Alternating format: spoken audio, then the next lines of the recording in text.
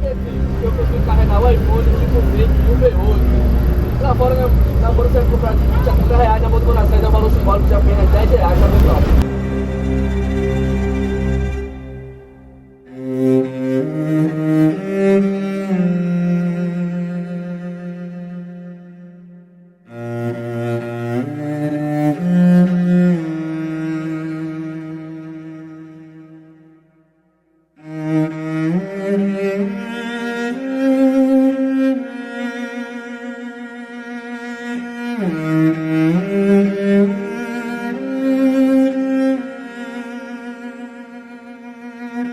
Eu costumo dizer que isso aqui um dia acaba, mas você ajudando, adquirindo, ajudando a desenvolver seu tamanho de pai de família que tinha seus filhos perdidos nas drogas e nas ruas, tá pessoal?